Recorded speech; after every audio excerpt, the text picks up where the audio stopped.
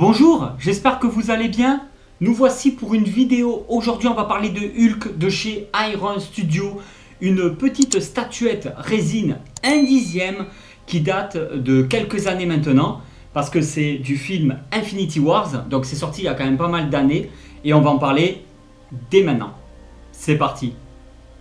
Il est assez imposant forcément. Il y a plusieurs parties qu'il faut emboîter. Enfin, il y a Hulk qui est en entier, avec son socle qui forme aussi un diorama, donc forcément ça prend un peu de place, plus le polystyrène et tout, on a un carton d'une certaine taille, mais franchement qui prend pas non plus tant de place que ça. Chez Iron Studio, je trouve qu'au niveau des tailles des cartons, c'est pas trop exagéré, comparé par exemple aux Diamond, qui eux, pour les petites statuettes PVC, proposent des cartons, je trouve, surdimensionnés, mais qui font aussi boîte-fenêtre. Là, nous avons un carton assez respectable au niveau de la taille, qui prend pas énormément de place. Voici au niveau du Hulk, là nous avons, donc c'est du 1/10, forcément il est énorme parce que c'est Hulk, hein, il est imposant, il est badass, tout en muscles. On est sur de l'ancien travail d'Iron Studio, mais alors on dirait pas, on dirait que c'est du Iron Studio de maintenant. Tant la qualité est, je trouve, exceptionnelle. C'est probablement l'une des pièces que je préfère dans cette collection d'Infinity Wars. Regardez-moi au niveau de la tête. J'espère vraiment que vous allez bien voir les détails au niveau de la tête. Bon, les cheveux, tout ça, c'est de la résine, hein. Nous ne sommes pas sur une vraie chevelure, mais sur de la résine. Je vais vous montrer au niveau du dos toute la musculature de notre héros.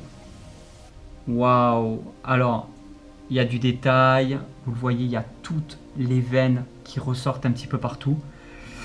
Le coude aussi, avec une teinte de coloration totalement différente à ce niveau-là, avec même de l'usure au niveau du coude. Il y a un vrai travail au niveau du paint, hein. Les veines de partout, là, tout le corps, c'est que des veines qui ressortent.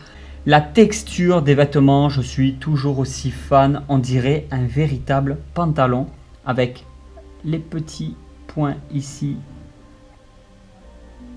J'ai vraiment l'impression que c'est du métal au niveau des petits points qui se trouvent sur les poches. Le pied, travail du mollet ici avec toujours des veines apparentes.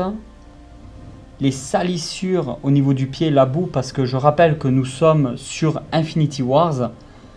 Sur le socle, on peut dire que c'est le socle, je pense que ça représente un morceau du décor du Wakanda. Si je dis pas de bêtises, ça représente peut-être la bataille au Wakanda. Voilà, il faudrait que je me remette Infinity Wars depuis le temps que je ne l'ai pas vu. Oh, je l'ai vu à sa sortie, alors imaginez depuis le temps. L'usure sur le short, qui est totalement troué à ce niveau-là. Pareil, les genoux qui sont très usés. Le verre qui a été utilisé pour le Hulk est juste dingue. Alors là, clairement, je vais vous mettre quelques liens dans la description si ça vous intéresse d'en savoir plus. Par contre, il est devenu quasiment introuvable ou à des prix forcément qui montent très très vite.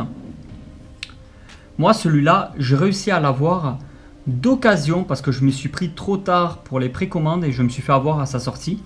Donc je l'ai acheté d'occasion et j'ai réussi à négocier le prix et à l'avoir à un très bon prix à l'époque. Je ne sais plus combien exactement il m'avait coûté.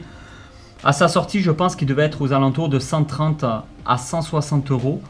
Maintenant, je ne sais pas combien il coûterait. Je vais vous mettre quelques liens dans la description si cela vous intéresse d'en savoir au moins un peu plus sur le poids, la taille, etc. Alors, il n'y a que cette plante qui est en plastique. Vous pouvez la retirer. Vous voyez, c'est une plante un petit peu comme les plantes d'aquarium, hein. On aurait pu s'en passer, mais bon, je la laisse. Voilà. On aurait pu... je sais qu'il y en a qui l'enlèvent et qui préfèrent carrément ne pas l'avoir. Et ce que j'aime bien, c'est au niveau des câbles là. C'est, on dirait des vraies gaines électriques. Il y a un peu de souplesse et tout. Donc ça, c'est pas de la résine, c'est du PVC au niveau des gaines. Tout le reste, le socle et tout, avec ce gros morceau de ferraille. Tout ça, par contre, c'est vraiment en résine. Un travail au niveau de l'herbe. Ouais, c'est vraiment une très très très belle pièce de collection. En 1/10, je suis hyper fan. Il n'y a pas vraiment de défaut, comme je vous ai dit, la petite plante en plastique derrière qui n'a pas forcément lieu d'être. Bon, bah toujours les socles, hein. Là on dirait pas forcément de la vraie pierre à ce niveau-là. Iron Studio s'est vraiment nettement amélioré au niveau de son travail au fur et à mesure des années. Il propose toujours quelque chose de meilleure qualité. Toujours au fur et à mesure du temps, je trouve que leurs pièces s'améliorent, le travail s'améliore et devient vraiment quelque chose d'exceptionnel.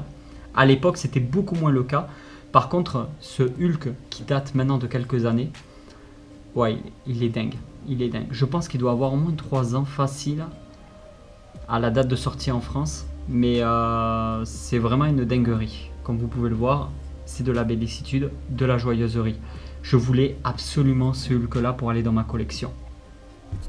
Et ben voilà tout le monde, j'espère vraiment que cette vidéo vous a plu. Si cette vidéo vous a plu, vous pouvez toujours la partager, un petit commentaire, un petit like. Et je vous dis à très vite pour une nouvelle vidéo. Ciao!